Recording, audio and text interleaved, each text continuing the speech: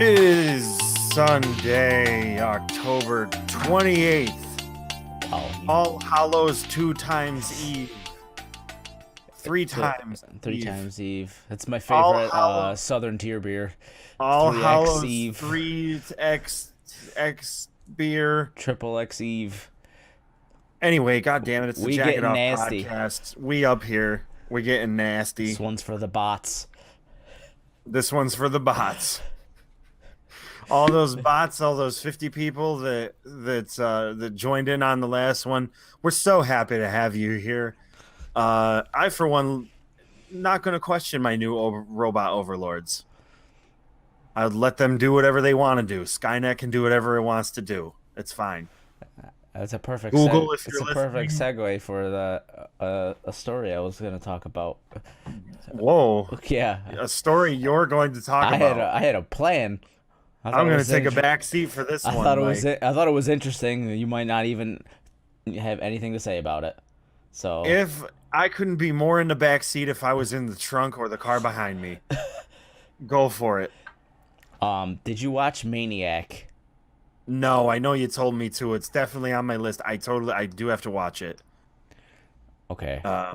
Does that completely derail your entire story? No, not really. It's because it's just the so it was a quote from GQ that the showrunner director maybe, I'm not sure. Oh, Dylan reads that Gentleman's Quarterly. No, it was on Collider. It was like a blowout from the. It was a Collider article that referenced this GQ article. You know, Gotcha. Listicles. classic case of internet. It wasn't a listicle. I'm not looking at the fucking 10 best ways to make a Netflix series on BuzzFeed. Although, I'll go ahead and write that down. Fukunaga? Is that his Okay. name? Is that his Sure. name? The director? You don't know. You got me. From True Detective. Okay. So this is what he said, which is kind of interesting. I just want to hear what you think about it. Because Netflix is a data company, they know exactly how their viewers watch things. So they can look at something we're writing or you're writing and say, we know based on our data that if you do this, we will lose this many viewers. So it's a different kind of note giving. It's not like, let's discuss this and maybe I'm going to win. The algorithm's argument is going to win at the end of the day. So the question is, do we want to make a creative decision at the risk of losing people? There was one episode we wrote that was just layer upon layer peeled back and then reversed again, which is a lot of fun to write and think of executing. But like halfway through the season, we're just losing a bunch of people on that kind of binging momentum. That's probably not a good move, you know. So it's a decision that was made 100% based on audience participation. It's a very interesting concept that probably no creative force has ever had to deal with in the course of human history is we now have a one-to-one data source between the viewer and the person who's creating the viewable object. So now what it used to be was Nielsen. Nielsen was the thing that was an extrapolated data source that marketers used to gather data about the people that watch television. But in the scope of what the FCC thought about certain things, their thing is for every one person that we can track on Nielsen, there's 5 other people watching it. That's been the old joke about like the thing on Family Guy with the FCC, the when Peter starts his own television network. Yeah. They were in the boardroom at the FCC, and the guy says, what does it say? It was like 1,000 people were upset by this particular incident. And of course, we at the FCC know that if there's 1,000 people that were upset by an incident, that means that there's 100 million people upset by this incident. So what that applies to is basically when Nielsen was around in like the I don't know when It's they still started. I around. know it was well, it's still around, but I mean when they were in full Probably force and they were the only 80s? data collection company. Yeah, I would think it's the early 80s. What they had to do in order to collect this data was an opt-in program. It was essentially you became the Nielsen family. That's where that term comes from. So it's basically if you were a Nielsen family, you became a part of the biggest marketing data collection point in marketing. And you got $5. And you got whatever, yeah, you got whatever amount of money they decided to give you as a part of I this, think whether it's. that was I'm pretty sure right at this point it's like $5. They'll give you $5 a month to do it. yeah.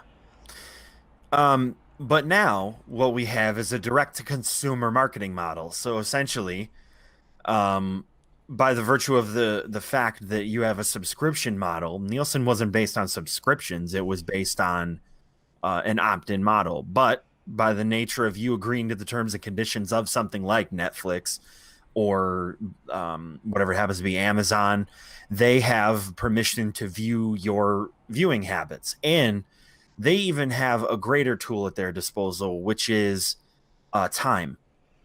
Because what Netflix can do is understand how much time you spend on each thumbnail, and then whether or not that decision led to you watching the particular thing that you hovered over for a particular period of time. What they show you, like the trailer that when you open up Netflix that plays at the top is a data crowdsourced trailer basically. It's What not they've cut. I mean, well, yes. the people who cut movie trailers, there's science behind those too. Like, but the science that Netflix uses to make their trailers is based solely on all the other trailers that they've made. Like, literally, the algorithm made the trailer.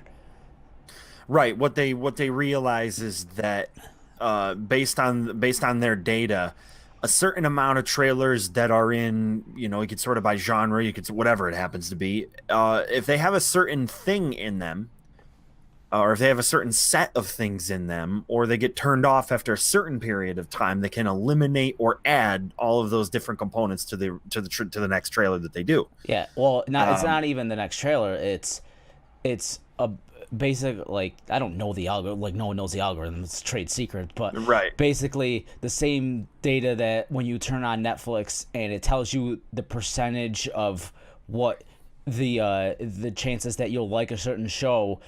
They can use that same exact percentage to say, okay, so this person liked this horror movie and also watched the trailer for the horror movie before, so like We can match other trailers we can that match are visually similar. we can match a certain a percentage of people that would also be interested in this based on that other show, based on the way the trailer was made for that show.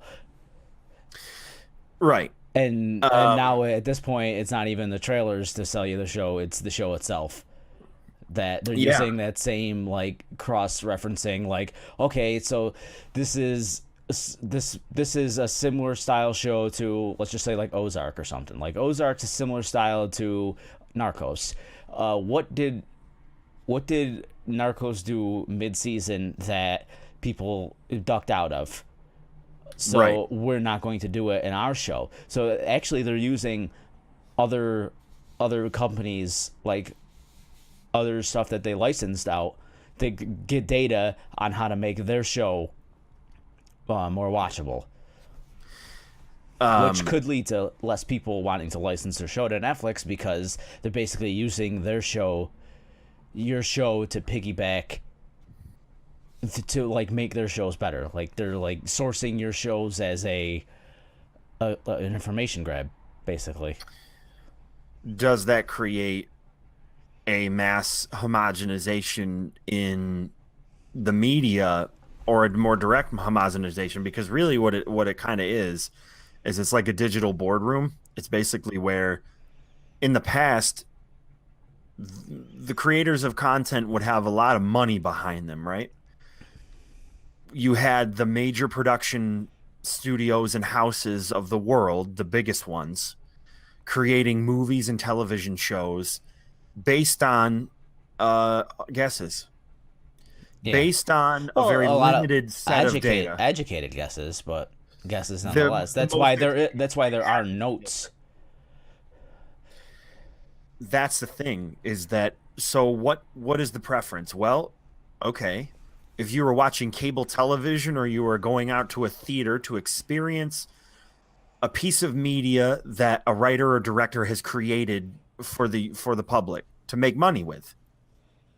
You go out to those things, and what they've done is they've used as much of the available information as possible to make an educated guess on whether or not this film is going to succeed, or this movie or this show is going to succeed. That's just based on historical data.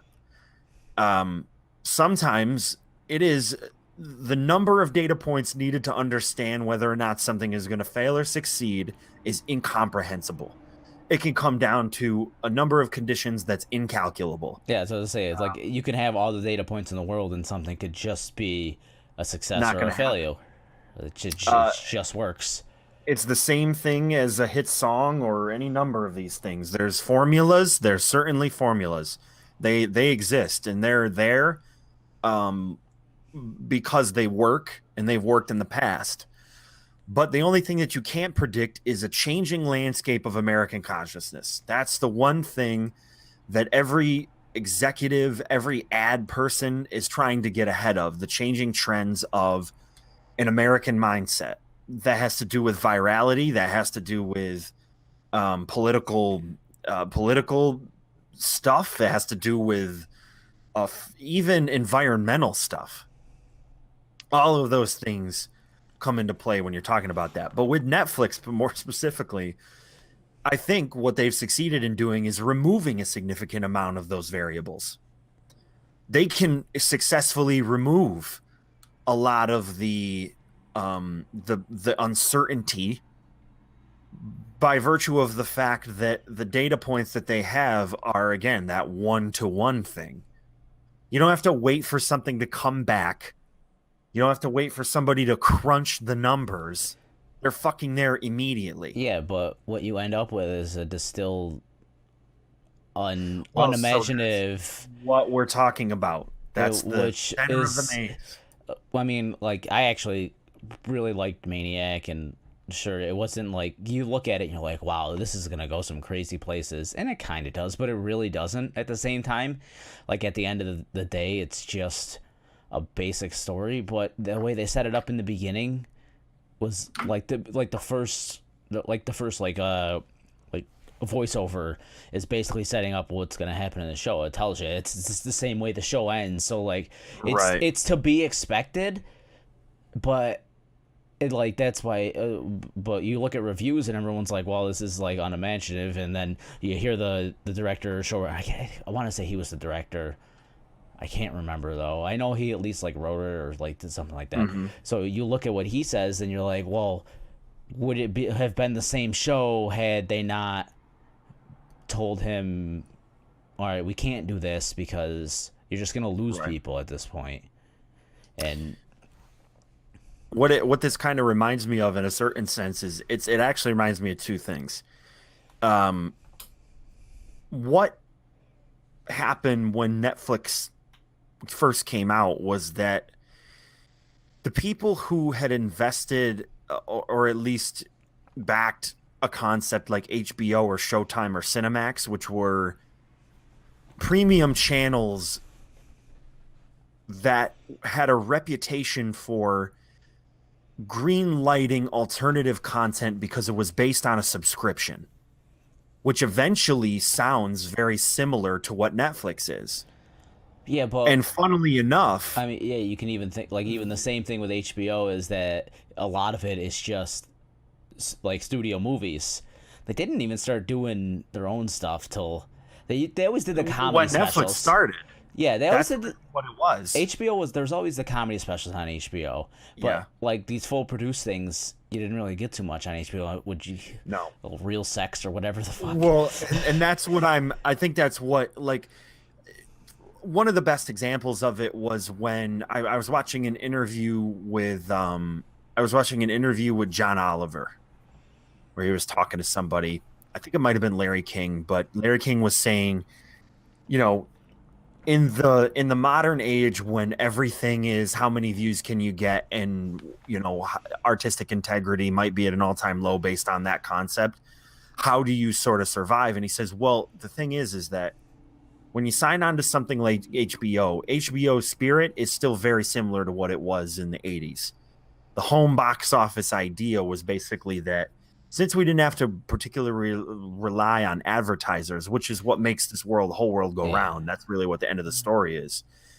You didn't have to rely on advertisers to understand your audience or to try to target something in your audience. You could basically, HBO would say, if you have an idea for a show that you believe people will continue to watch, they're already paying for it.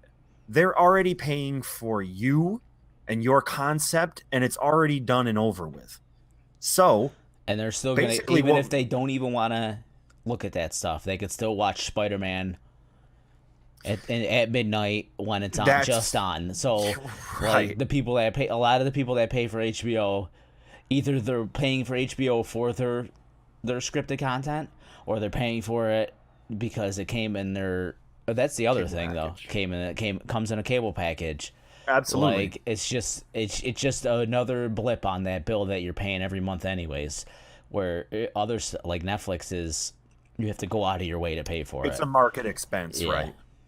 And so I think what's important, I guess, to note about what sort of John Oliver has said about that, and also like when I was listening to your Mom's House podcast with Tom Segura, he was talking about how there were a significant number of comedians that are up and coming that are still getting specials on Showtime, Cinemax, or Showtime and HBO and Comedy Central. Those are like the three the three cable networks that are still getting specials and Yeah. making deals on Well, specials. Comedy Central's the only one that you don't have to pay for though.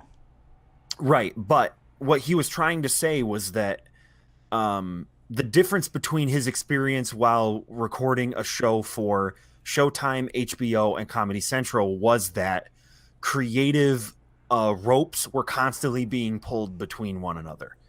With Netflix, well, all he did was they offered him a special. He said yes. He picked out a producer.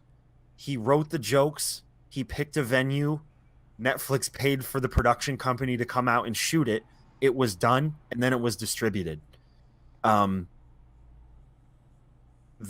he said that the creative control was almost 100%. It was almost at where they basically were like investors. They just gave you the money, and Yeah. then you're ready to go. And gave you the camera crew.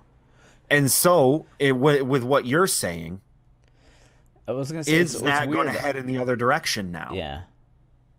That's the question. Is that Netflix are they gonna come full circle and become essentially what is a service that uses the data that it has to make the most homogenized content available based on what it knows about its audience's viewing habits, and then unfortunately start to come around again to content that nobody wants to see because they've seen it before. The gamble of the whole thing becomes zero. It becomes zero sum. It's basically you can't predict what your audience wants until they don't want that anymore. So basically, if you make a Maniac and everybody fucking loves it, and then you see 5 million shows after that that are exactly like Maniac, people are going to begin to not watch those and try to find the next thing. Well, you at one point you wonder, is it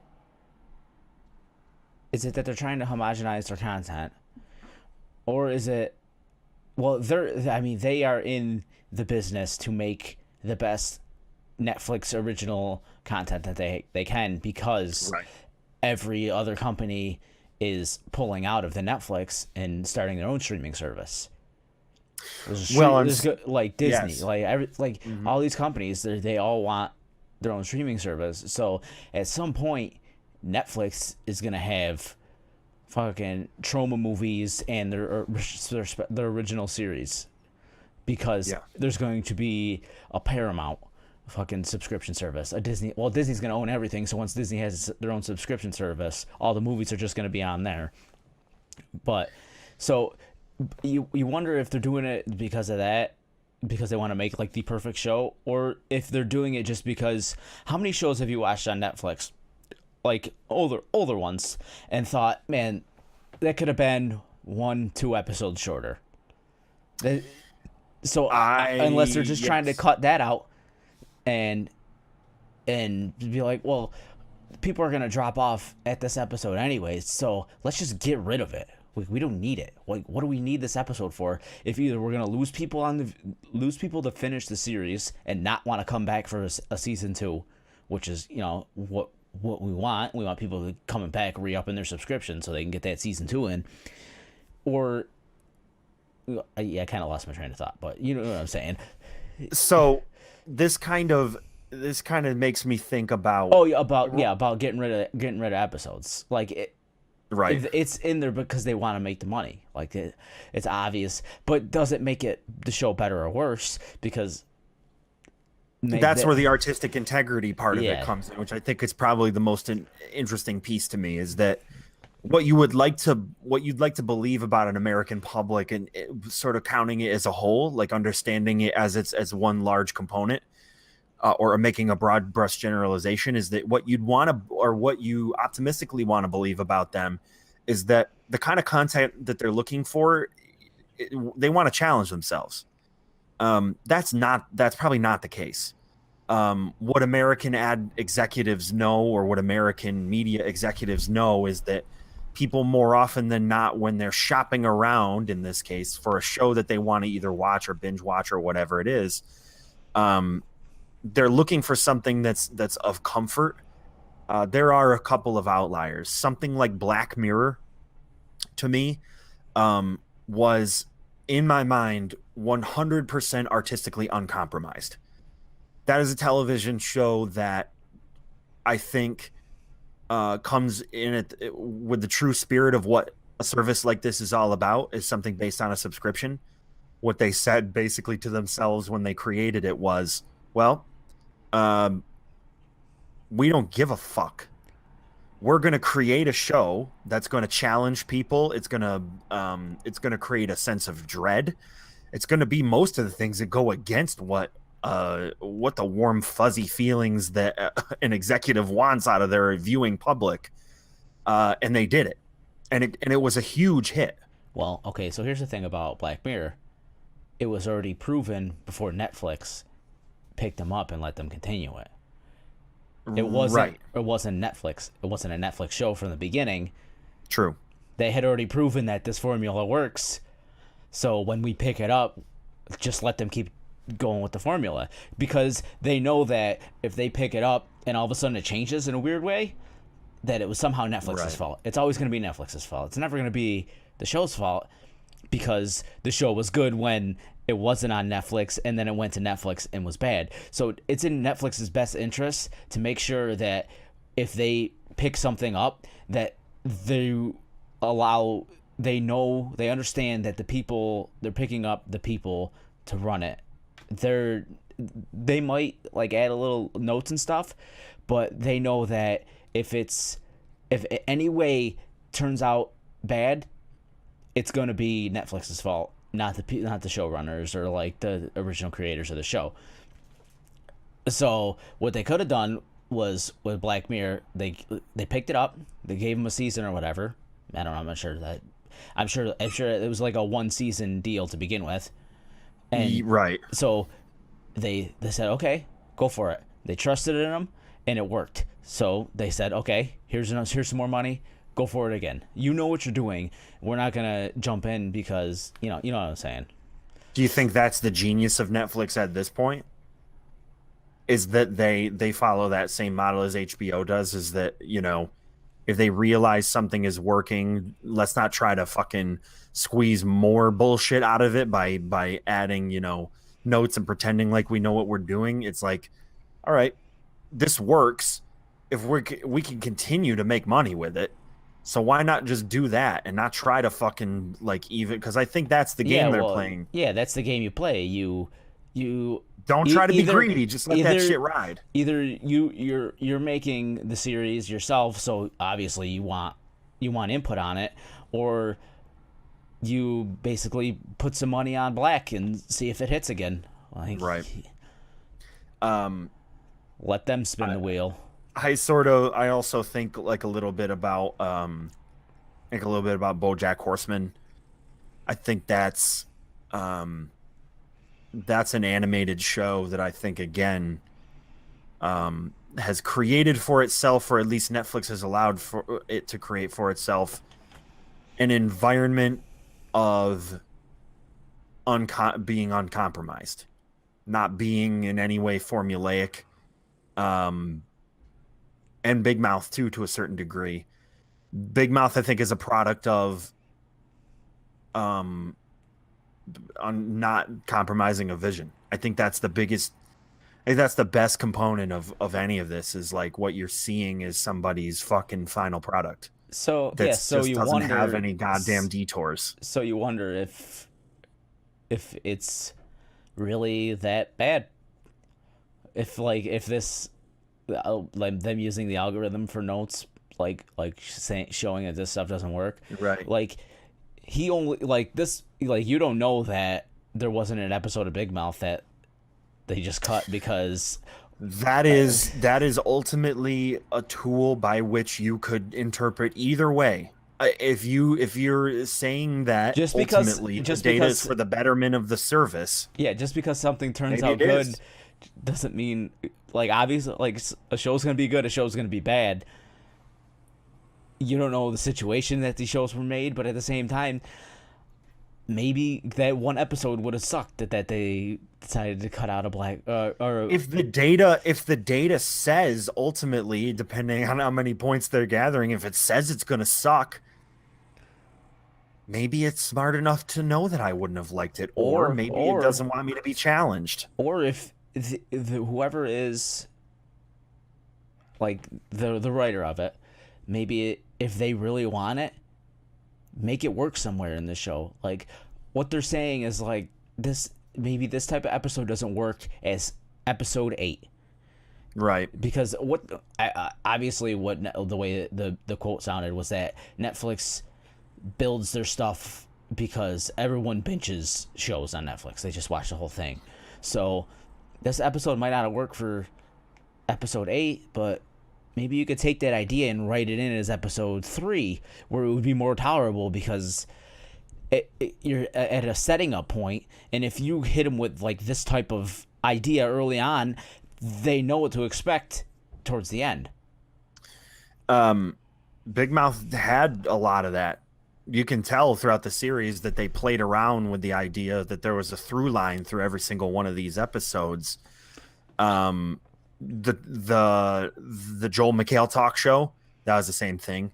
They realized that more than likely, people were going to let a weekly show sort of build up, like Yeah, it was they were doing it weekly, but most people would just like watch like 3 or 4 episodes to catch up. So they played around with these ideas about again having these through lines through a show that basically turned something into a giant movie where you'd have callbacks that happened from like you've never been able to do a callback that far in a show and have people instantly know what it is. yeah, because they watched Like the like episode earlier in the day.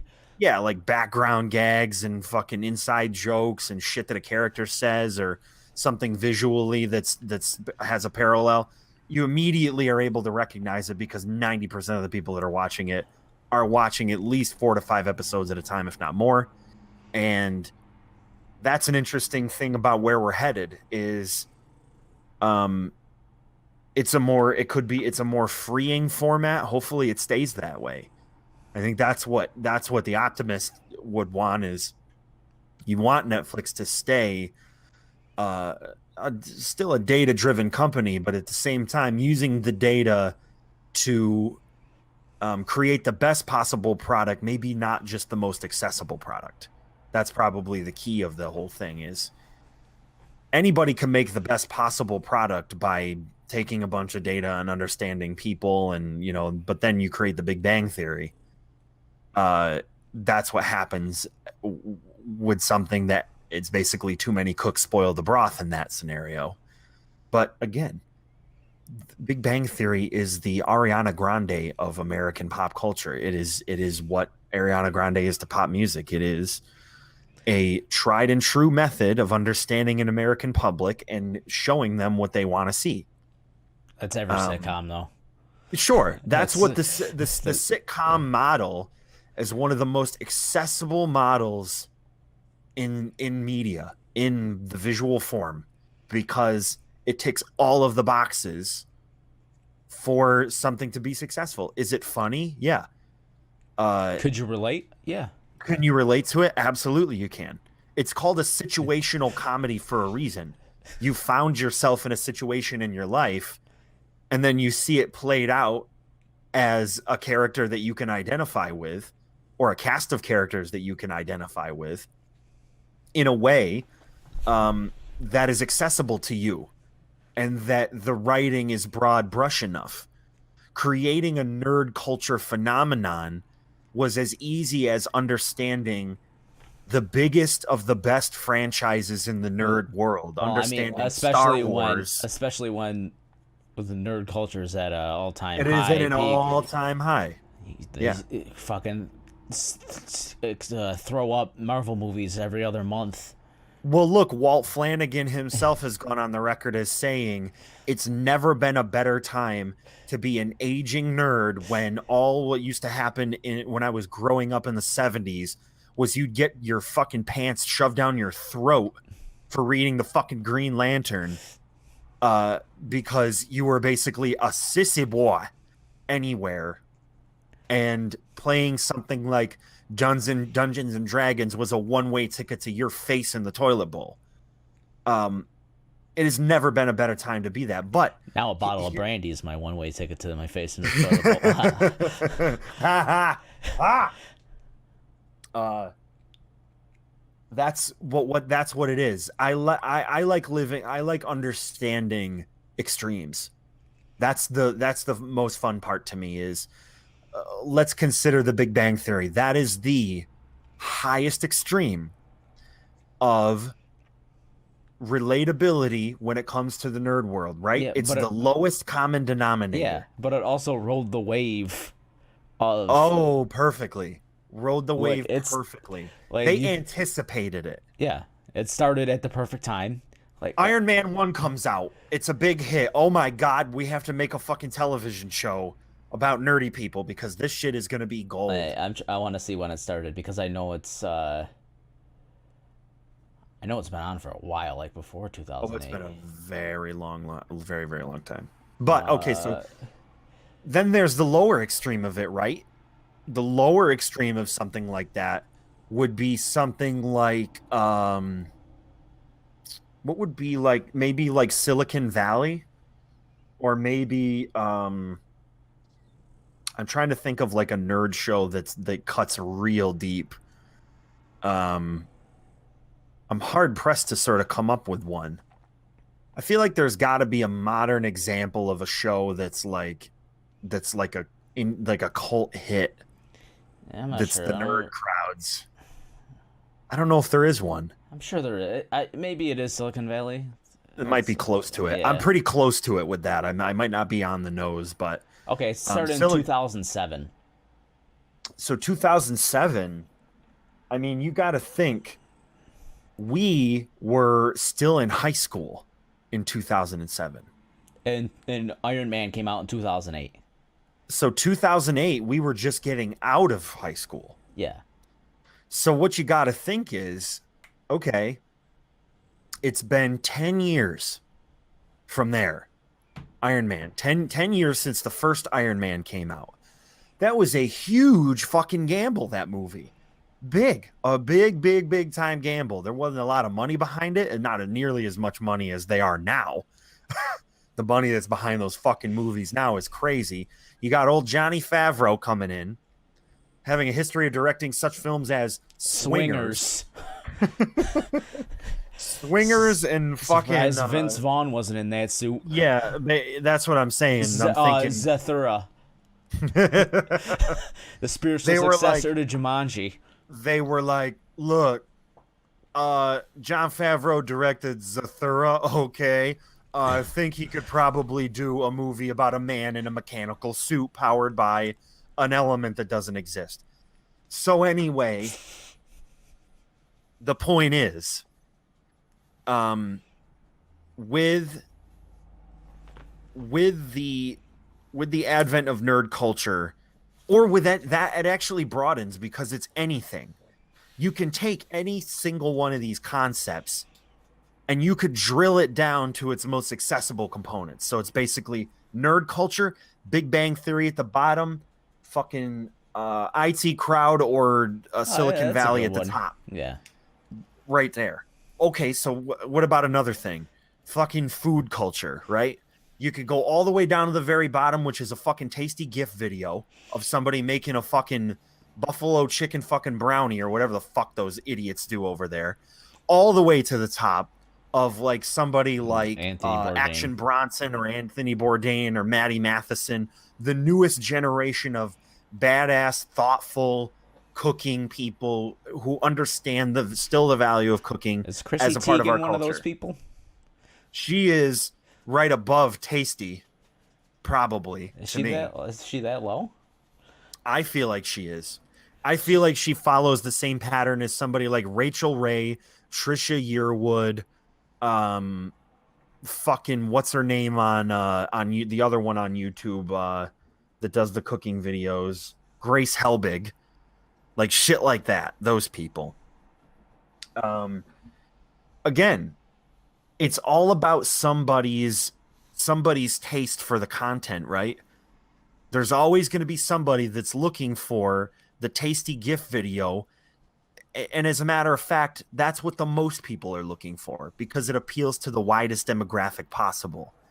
It's simple, quick, easily digestible, and the recipes are using things that people are familiar with. Anthony Bourdain, on the other hand, is going to go to fucking Bangkok and watch some dude make some octopus stew with On the some street. shit that on the street corner that everybody's going to be like, I can't. This is not my buffalo chicken meatballs that I am so accustomed to. How Buffalo can I chicken possibly? meatballs. I have made them before. They are good. I mean, it's buffalo chicken. Like, what do you? That is why there's a space for everything, Dylan. That's what we're Yeah, trying to get our heads buffalo around. chicken's the bottom. Buffalo chicken meatballs are at the bottom, and a fucking pork terrine is at the top of the list. All right, yeah. Highbrow, lowbrow, we get it. That's what American. It's like, not. That's what Middle America wants to see. Middle America wants to see the buffalo chicken sliders. But what does Brent want to see? He wants to see fucking craft beer and fucking cheese pretzels made with Gruyere. But you want those sliders. I still want them, but I want them on brioche buns, like toasted, where Don't somebody church gives it a up, fuck. dirt. I want to like rotisserie chicken with some like real good fucking Louisiana style hot sauce on it. Some goddamn crumbly blue cheese. Why is that so hard? It's all right. Make a fucking aioli every once in a while, America. Make an aioli. That's all I'm trying to say to you. And all of this talk about American homogenization, I'm just trying to tell you, Just make some No. aioli. make some aioli. Put some garlic in it. Sure. Roast it. Roast the garlic beforehand. Some black Now we're garlic into in it. fucking black garlic, dude. Absolutely. Make it funky. Get fermented with it. Put some fucking kimchi in there. I feel like that's really annoying when, like, I kind of experience this at work sometimes. Like, I'll go to fucking Aldi's and I'll pick up a bunch of shit. That's another thing. I'm an Aldi's evangelist now. Lordy, you've lordy, been. hallelujah. You've I've been, absolutely. Pretty sure we talked about it a couple episodes ago. Yeah, yep. And I will continue. Forever. I went there and I bought just like a fucking cup. Like they have these like pre-made cups where it's like quinoa on the bottom of it. It's like half cooked quinoa, and then in the top it's like it's almost like the yogurt with the little crispies in the top of it. It's like a little cup, Yeah. and then you take the top off, and it's got a big ass blob of pesto in the top of it. So you just take the big ass blob of pesto, Eat it. throw that into the bottom, stir it into the you cup, and gotta- microwave it for a fucking. You can just eat the pesto. Look, it's your world. You live in it. You can do whatever you want to do. I'm gonna eat the pesto. Um. I'm telling you right now. I brought that into the kitchen, and another one of my coworkers was in there, and I was microwaving it, and it smelled really good. Like it was filling the room with like a fucking amazing smells. She's like, "That smells good," and I'm like, and I take it out, and she's like, "What the hell is that?" And I'm like, "It's quinoa." She's like, "What? What the hell is that?" And it's like, look. I don't know what quinoa is, to be honest. And if you told me what Look, quinoa you don't was, need to know what it's made out of or what it's comprised of, but have you heard about it before? I've heard the name. I just don't know what it is. You've heard the name. Okay, so look, Dylan, this is why. I like how you're playing with a guitar pick, because Yeah. You are too. Yeah, I'm hitting, Yeah. just doing the little, Yep. some ledger domain. Um, what I hate the most is that I think I live my life as such that I'm more interested in what people want to tell me, and I don't want to know it.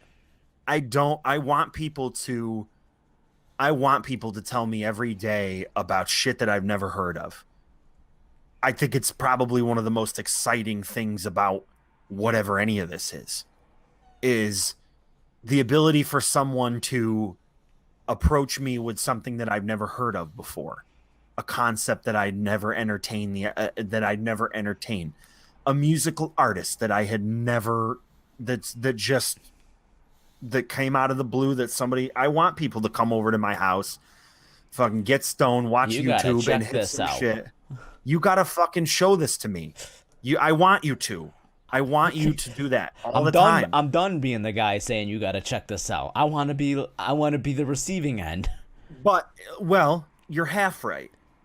I do Well, I yeah, do yeah, all yeah. the time want to surrender. I like 50% of the time I want to have the ability to surrender to somebody else's interests and their obsessions, and I don't think there's enough dialogue about in everywhere in my whole life. I don't think there's enough dialogue about what what really gets people's jimmies rustled all the time. Like I want to know like the thing that you're obsessed with right now, whether that's a thing like a good example is like my buddy Brennan. He just got a fucking instant pot. All I want to fucking know is the things you're making in the instant pot. Tell me all the Is that things you the make. pressure cooker? Yeah. Send me the fucking pictures of it. Send me the recipes cuz I might want to get one now. I want to know everything you're doing in it. I also want to know, send me your Spotify playlist. I want to see everything you're fucking listening to. I'm a human aggregate for interests of all types. But what frustrates me more than anything in the entire world is people who are so unbelievably switched off that it's like they might as well live in the Middle East because they're just getting that crazy 80s rock music like the Bon Jovi right now. I I can't imagine a world where I'm not continuously trying to find new shit. What is interesting about going out there and just being like buffalo chicken sliders every day? How can I figure out how to get the buffalo chicken slider into a french fry? How can I figure out how to get it into a fucking waffle iron? How can I figure out how to get it into a fucking popsicle for all I give a Buffalo fuck? chicken waffle. That That's what I'm actually saying, that John. sounds pretty good. You just got excited about a brand new thing. Probably not brand new. I could probably pull up 30 Yeah, YouTube I'm videos on sure. it now. Yeah, I'm sure there's During the waffle iron craze of how 2016. many fucking novel waffle places are there in this world? I'm sure someone put the most basic ass thing of buffalo chicken into a waffle, but I want it cooked into the waffle. Real shit. Like I like don't you've want it thought on about all top. the components and how they fit I into the thing. Yeah, I That's what got I it. I that's got what it. I appreciate. I could go make a waffle and put it Yes. on top. Put some shredded chicken and And look, buffalo there's sauce nothing on wrong top. with turning a waffle into a taco. I mean, that's the other thing too. We got to Yeah. entertain there's the vehicles by which we all transport these food items. That's overall what I'm trying to get at with this whole thing is I don't think it's a matter of age because I think I know enough people of my own age who seem as though they're just uninterested in and you don't have and it doesn't have to come down to um pop culture. If you find pop culture in not valuable in any way, I don't blame you because a lot of it's toxic. But I also don't understand when someone is out there in the world and they're just like, "Well, I don't listen to that much music." Well, then what do you do? I don't know. Well, do you cook? No, I pretty much order food out every night. Where do you order it from? Eh, the Chinese place down the street, or I get pizza. Okay. Um, what kind of movies do you like to watch? I don't really watch movies. Okay, television? I watch The Big Bang Theory every once in a while. I find that sort of amusing. And then we've brought ourselves right back or around to it's the either that concept or I watch whatever's on. well, so that what you've said right there, that's actually sums up almost So all of the categories so we're no, talking you about. don't watch anything. You don't. I cook whatever's in my fridge. I eat whatever my spouse makes. I watch whatever's on television. I I listen listen to to whatever whatever's there is on when I turn the on the car on. radio. See? You're at it. You're right there. You we and that's what though that's what it almost I'm dead serious. It almost makes me sad to hear people say things like that. I mean, I knew kids in college. I knew kids in college that were like, I don't I don't listen to music. I don't have any music on my computer. I don't have an iPod. I watch whatever's on TV. I mean, there's nothing wrong with that, as long as you There's a can fill. time and a If you can, place for everything. But if that populates your entire life, that makes me so sad. It really does. It creates for to me in my mind, it creates a fucking void that you're never going to be able to crawl out of because you haven't explored it. Like I'll tell you the greatest example, and it actually relates to what you were talking about with filmmakers, like the initial quote we're talking about from Maniac, from the guy who directed it. Becky took pictures of us that she posted on Facebook when we were both sitting here and when I had the red light on and the fucking teal light on and we were lit on both sides like that. That like we had like a split face thing going on, red and teal. And it was because we were watching Sweeney Todd. And I was like, I'm going to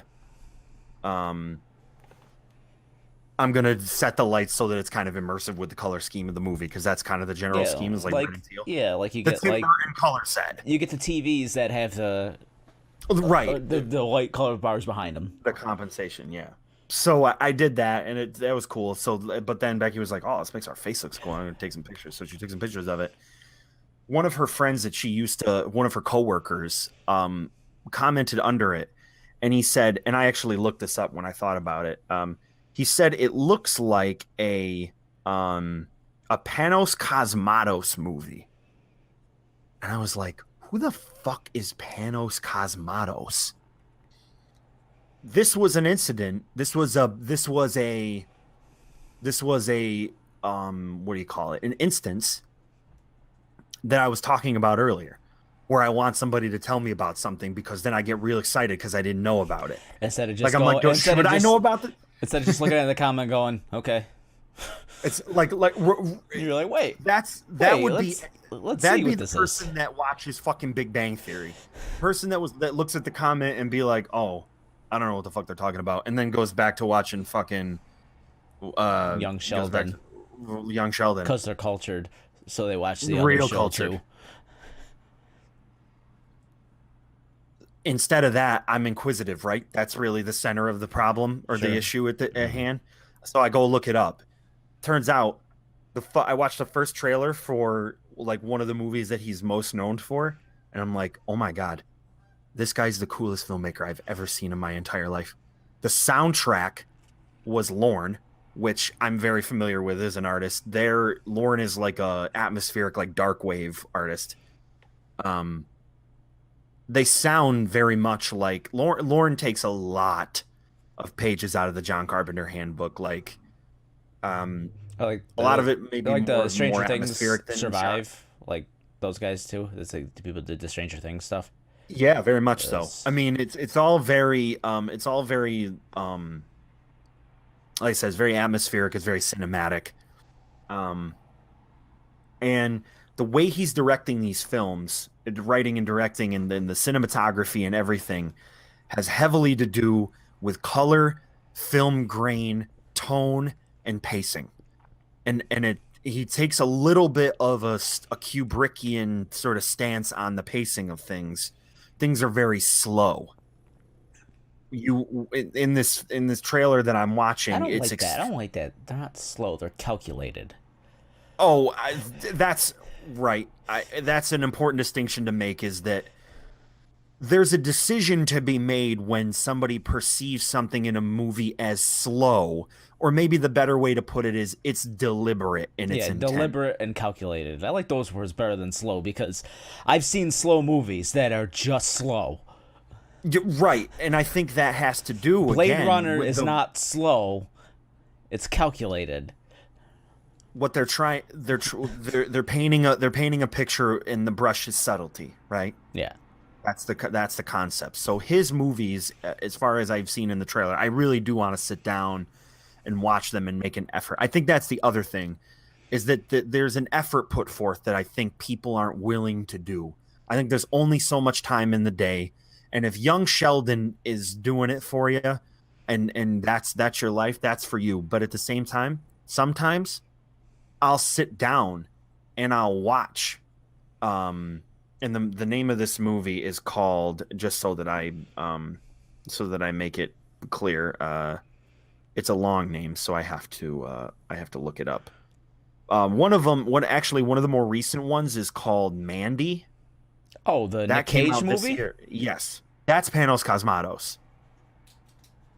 That's supposed to be With the really big good with the too. big ass blade. Like did you see the trailer for it? I haven't seen the trailer. I just know of That's it. your homework. Watch the I'll trailer just for I'll just watch Mandy, the movie. I don't gotta go or out to just see it. watch it. It's like But what you online. might want to do though is his movie from 2010, I guess, gives you kind of an idea of Like I've seen some what stuff from it, like the style is. girl and like she's like all red and shit. Like I've seen like that the Yeah. colors that you're talking about. Beyond the Black Rainbow is his first movie. I've heard of that movie too. It's from 2010. The concept of the movie is a heavily sedated woman with ESP tries to escape from the secluded commune where she's been held captive. That's the concept of the movie. I guess I Um, probably heard that name because I heard people talking about Mandy, which makes sense. so that means, Dylan, that in some small way, you're switched on a little bit. You're jacked in Oh, I'm jacked, all because right. I'm, jacked in, jack it off. You get the picture. Um, so watch Mandy, watch fucking Beyond the Black Rainbow. Both very artistically driven films, um, with deliberate and focused pacing. Um, so playing any good games lately? yeah, Yeah, I you. did it. What of it? No. That's what I was Oh, gonna wait, say. I wait, wait. better. No, I got one to open up for you, Dill. Okay. I do have one, and it is hilarious. Um, lately I've been kind of just sitting here watching TV, and then I'll start to get a little tired, so I was like, fuck it, I'm going into bed. And I built a Game Boy, as you know, Yeah, yeah. the Odroid Go, and I loaded like a weird like pack of games for it for a couple different systems that I had on my computer. Just random shit. Should get into some good ROM hacks. I wonder if you I can get I any would good like to ROM start hacks on looking at there. them. Uh, well, so one of them, You ever hear of one that of them one, was the one where it's a link to the past, but it's all the chests are randomized? yes, and I've also well, there's also a ROM hack for it that also makes it. Does it make it like the one that they just did the reissue on, where it makes it easier? It's like a casual mode for it, makes it a little less Well, hard. yeah, that was the one that actually came out on the Switch, the online service. I think Eh, somebody, I think somebody that there was a ROM hack for that, like it was a thing that yeah, existed.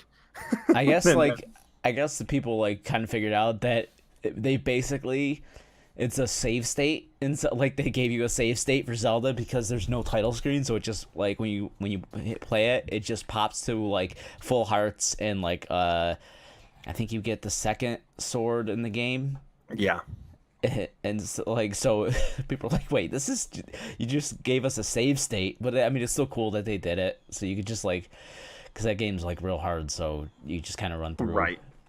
So that's the And then there's one, there's a Link to the Past one that mashes Super Metroid and a Link to the Past somehow.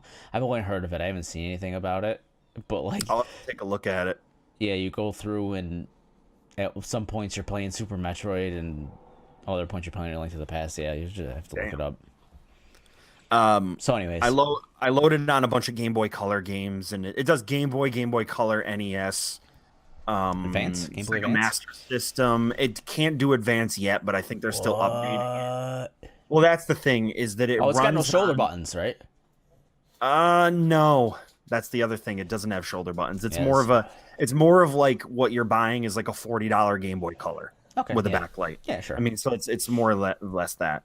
But I loaded on a bunch of Game Boy Color stuff, and I was going through the games, and I was playing the normal stuff. Like I started Pokemon Yellow, I was playing a little bit of that and whatever. But then Are you gonna get? Let's go. I got a little bored, and I was like, okay. I was just looking through the rest of the games, and I went on to they had the original Shantae on there Okay, yeah, for Game Boy Color, yeah. and I started playing it, and I was like, this is fun as fuck. Shantae for the Game Boy Color is a fucking solid platformer. Andrew bought It is legit fun. the Switch one. Half Genie, Shantae Half Genie. Yeah, that's like one of the only games he's beaten in like No a long shit. while. Yeah, he actually beat it.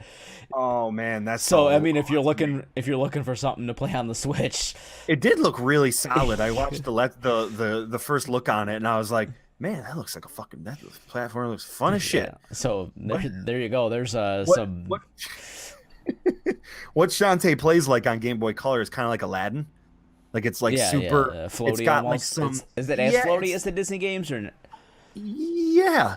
It's got some momentum to it, and it's got a little bit of a sway in the way that you're like moving and jumping. But it's still accurate. It's not like you're it's not like fucking holding the button for Luigi in the air in fucking Super Mario Brothers 2, where it's like yeah, okay, now I can come back down. You're kind of like you got like control. Are you talking got a about lot the of Super air Mario control. Brothers 2? What? Are you talking shit about Super Mario Brothers 2? No, I just didn't like playing Luigi in Super Mario. I played Toad. Peach. Easy mode. Peach all day. Yeah, that is true. But yeah, I did really like that game a lot, and I thought it was super clever. And then I actually like the boss battles on it. I think the bosses are super clever in it too. Because some of them are like kind of pirate based, and the bosses are more or less like minion based bosses, because it's like the pirate like kings and queens of the whole thing have like their little bullshitty fucking little minions with their do-rags throwing barrels at you outside the fucking pirate ship. And it's like, oh, shiver me fucking timbers. But she's only half a genie, so it's more like shiver me. Well, she's a genie. She's a half genie pirate. Something. She's a pirate? She's a half genie who protects a pirate village. Oh, me too. Yeah, on Wednesdays. Yeah, that's why I'm never around on Wednesdays.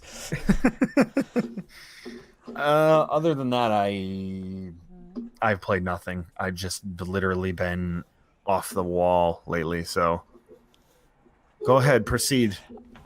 So I started getting into since I got this new phone. I had like something fun to play on it. Yeah. Picross. You know of Picross? I have heard of it. I'm gonna view it real quickly. It's very similar. Well, it's very similar to Sudoku. Yes. Except you get the grid and there's numbers on the grid, and so like you have numbers on the top and numbers on the side. Right. And all the series of numbers have to have a space, like at least one space in between them. So if you have on the side 131, and so you got to do, you fill in 1, then you skip a spot, or more than one spot. But there between the 1 and 3, there has to be at least one spot. So you're basically making pictures. Right. And so Konami put out a free Picross game on the phone. It's on the iPhone. Picross is more of a concept, or not a Yeah, it's concept, a but it's more concept. of like a framework Yeah, it's that which other things are built on. yeah, it's Okay. it's like Sudoku. It's like saying Sudoku. Is it Picross S? No, that's on the Switch. Oh, okay. I was just looking at the things. Well, I mean, the one I'm playing is not called Picross. Right. So on the phone, it's Pixel Puzzle Challenge, Yeah. and it's Konami put it out. It's completely free. Pixel Puzzle Collection. Sorry. Yep. Completely free. There's a shit ton of thing. Like I'm at 9%, and I like play it like every day pretty much. I have like the 9% collection, and it's all the like pixel characters and stuff from Konami games, like old Konami games, like Gradius, shit like that. Okay.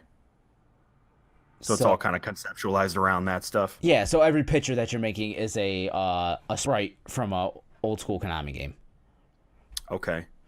and it's completely free. All you Interesting. get is ads for like FIFA or not FIFA. They don't do FIFA. They do what's the other one? Whatever, their soccer game and shit like that. It's just Right. like you get ads for like Konami games that pop up as you just gotta close out. But Okay. they're unintrusive, and then like every 4 hours you get like a boss battle basically. And Okay. it's like a huge picture. So I'm playing that, and I'm like, oh, this is fun. Get my 3DS out. Oh, they got Pokemon Picross. So I've been playing a little Pokemon Picross because that's free too.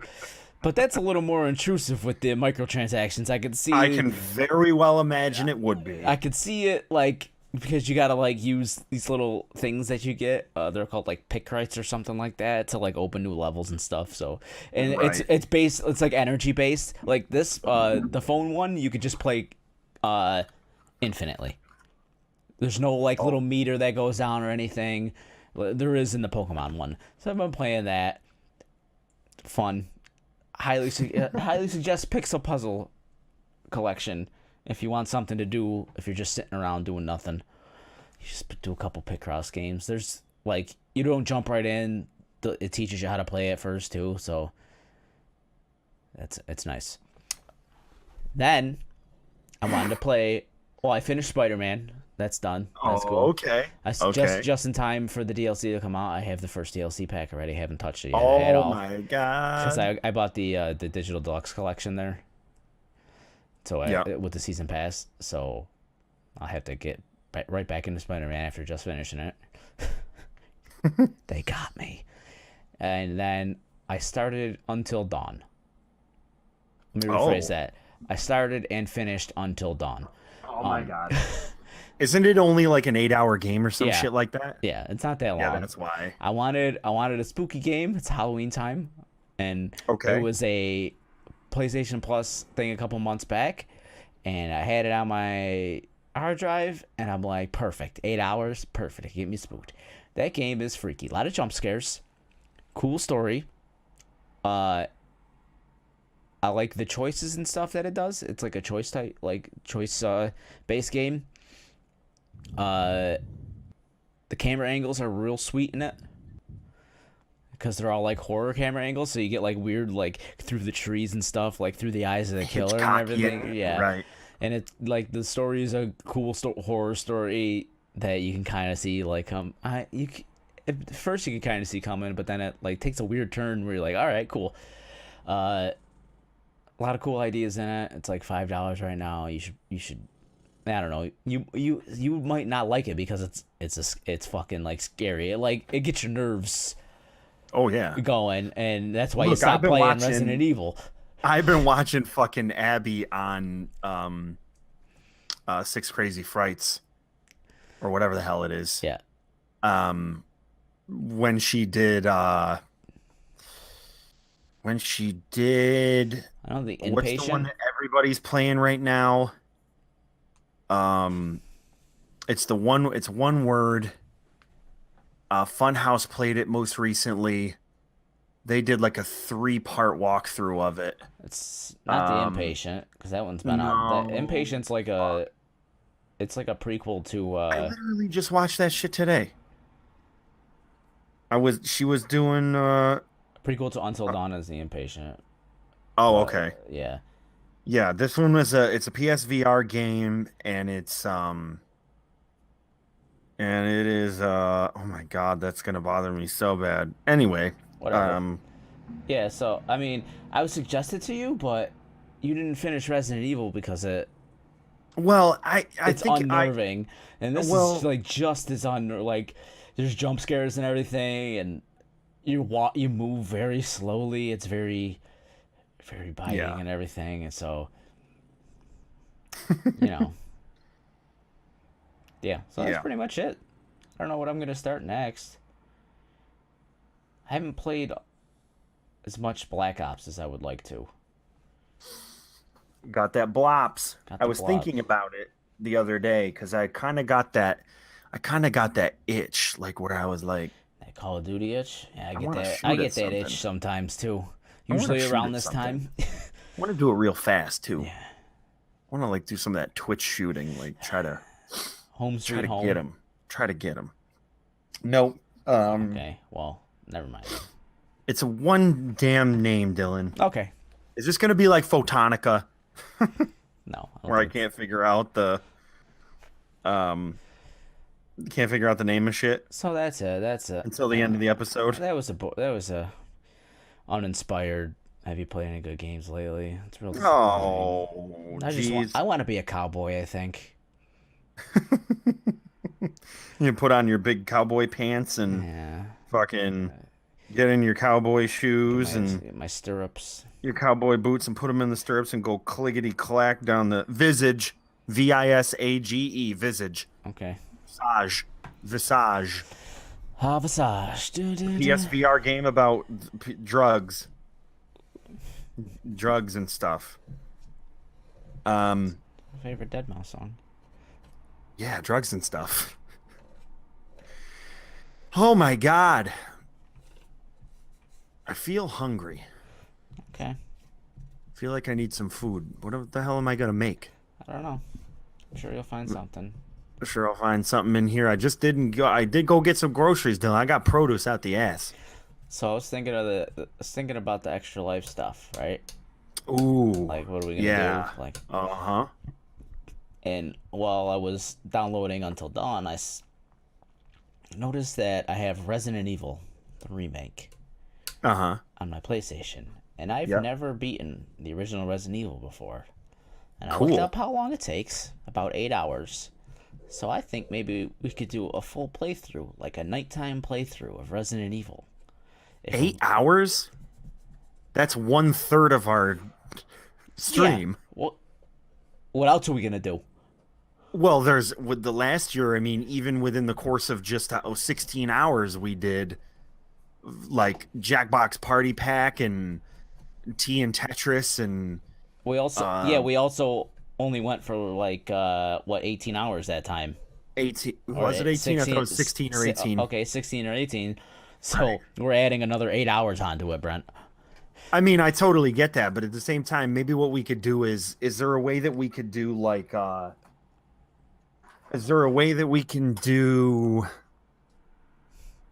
like a chapter type thing, like by chapter or something? Maybe not. Maybe we just do it. Well, we don't have plans yet, so that was just one of the ideas I was thinking Or of. maybe create it, or just maybe do some gamification out of it and sort of try to structure a 4-hour set of that game, like in a way, like create like a finish line or create some sort of like stopping point or something Yeah, that maybe might I'll start it and then we could finish it and get to the end or something like that. I don't know.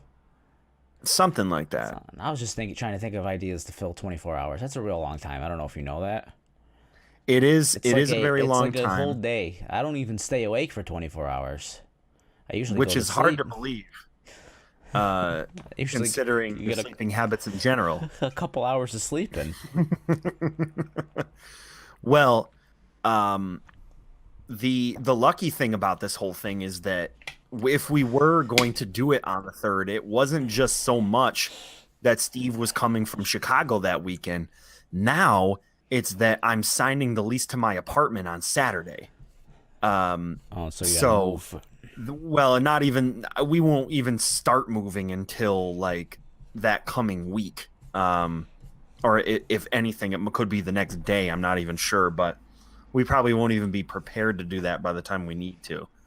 Uh, but so that kind of falls into place as well. And I think also the fortuitous thing about this is that um around the only other problem that's going to probably arise for us is that around the Thanksgiving time, I mean, I don't know. Let me see. Let me look at that calendar, Dylan. That's the thing. That I feel like lately I've been looking at a lot of pissing calendars. That's my whole fucking life is calendars, dude. Like, okay, so the 25th is on a Sunday. So, let's see. What else is going on there? No, I'm on the wrong month. Get me back here. So, let's see. We got that Black Friday on the 23rd, dude. Um Now that might be something right there to tie in to it a little bit. Like if we're talking Black Friday, we're talking Thanksgiving. This year we got the 24th and the 25th on a Saturday and a Sunday. Let's just give thanks for some fucking video games, dude. Maybe I'll come home for Thanksgiving and we'll eat some turkey and some goddamn bread and dip on I'll have bread and Twitch. Dip. Bread and dip on Twitch. And then I feel like we did it around that time last year too because we had bread and dip. We did. And I mean, I don't think it was around actual Thanksgiving, but I think the bread and dip is always a survivor of the Thanksgiving festivities, as it were. So I think that actually is a better time of the year to do it. I thought that's when we were doing it anyways.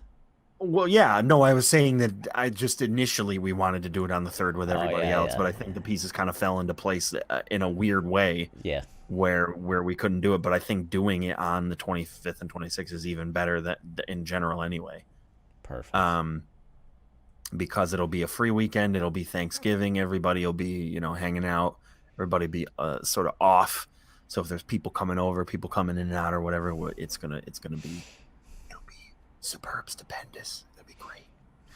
I think we should also do the jam session idea too. I totally think that would be cool as if we could create some sort of structure where we come in and we try to get something down on paper from beginning to end. That's just like 3 minutes. A 3-minute something. 45 seconds. 3 minutes and 45 seconds of something. 4 minutes and 20 seconds. That's what we should do. Got him. I can't wait for that, dude. It's gonna be fucking sick. I like Party Pack 5 came out. That couldn't have been at a better time.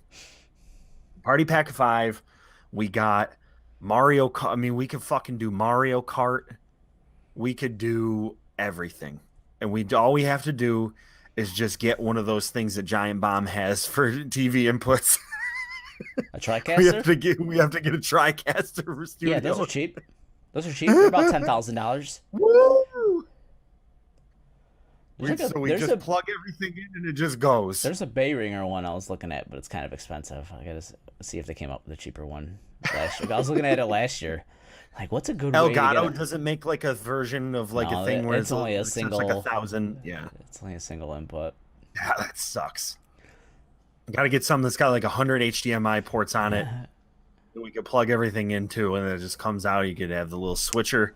Let's just rob the stream deck going. Let's just rob a TV studio around here.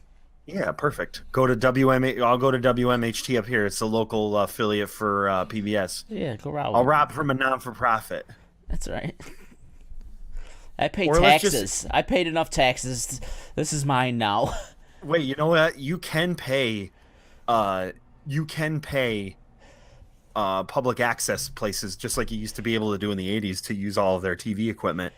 Maybe we just fill up a backpack filled with fucking Switches and Xbox One X's and PS4s and fucking computers. And just stream from there. And just stream from the PBS station down near you. That'd be hilarious. Full studio. Now, Yeah, that's gonna be, that would be fucking amazing. Could you imagine that? Would go in and just pay him like fucking $200 for the whole studio and just use that shit for 24 hours. They're like, yeah, it's the rental by the day, and we're like, does that, is that Perfect. Is that 24 24 hours in hours a a day? day? Do you guys stay open at until noon the next day? Noon to noon. Because we're gonna be going noon to noon. Um, yeah, we gotta figure out all the structure of that. That's gonna be fucking amazing for the kids, Dylan. For the kids, got to do it for the kids. I'm gonna do Stay it for together for the everybody. kids. Well, I think it's about that time. Yeah. Time to eat. About time to be hitting the old dusty trail. Go make some food. I gotta vacuum this nasty ass floor, and I gotta make me a jack-o'-lantern because I didn't yet. So I gotta get that Junkenstein. Uh, Print I out. gotta get that Junkenstein printout and if I could draw that bitch on a pumpkin and carve that shit. Put my little strobe light in it. So Wickney. to all you, to all you 50 bots out there, if you're looking for links to put in your robot gullets, the links that are for the audio versions of this podcast are available in the description below. And as always, have a fucking spoopy Sunday. That has been the Jacket Off Podcast. I am out.